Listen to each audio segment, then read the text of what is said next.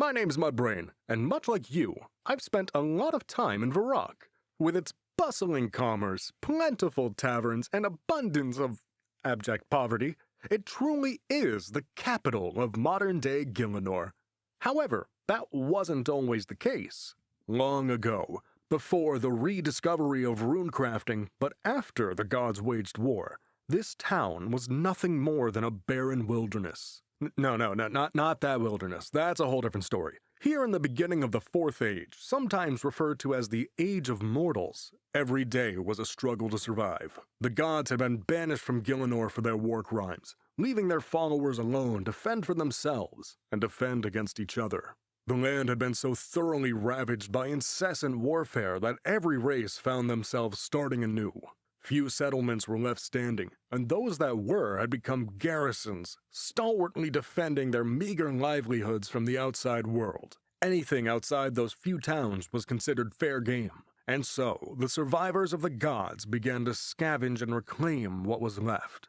Our story starts east of the River Lum, where a group of humans seeking refuge stumbled upon a buff toddler in the woods. All alone with nobody else in sight, they considered him a good omen and set up camp right then and there. The child was raised as one of their own, learning the skills of the tribe passed down the generations. They taught him all the important stuff you'd need to know back then, the intricacies of agriculture, the subtleties of hunting, and of course, murder. And like the prodigal son he was, the child excelled in all three, especially the murder.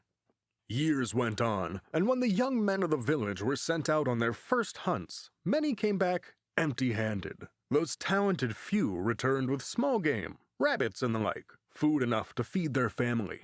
When the child returned, the tribe looked on in awe. Behind him he towed the carcass of a stag, fur as white as snow and eyes of crimson, the arrow having struck clean through the heart and out the other side.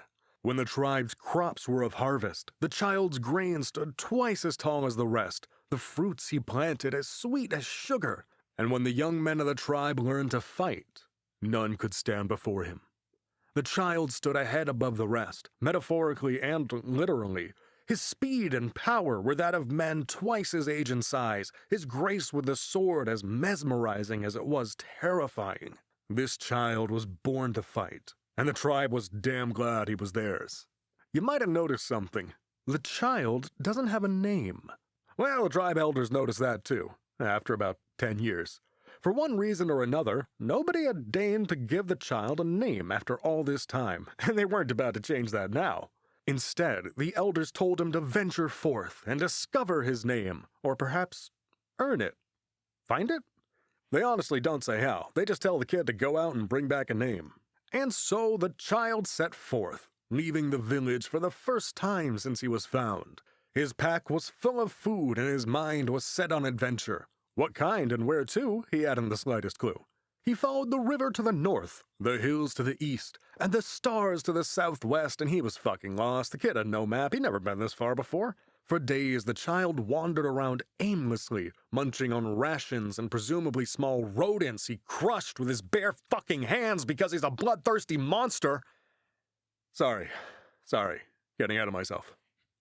For days, the child wandered around aimlessly, until one day he stumbled upon a tribe of goblins setting up camp. He lurked in the shadows, spying on them from afar. From what little he could hear, he gathered that these goblins knew of Avarika and planned to ransack them come nightfall. Except these goblins were probably speaking in the goblin tongue, and the kid doesn't speak that language, so he couldn't have known what they were saying, and they probably just wanted somewhere warm and safe to sleep.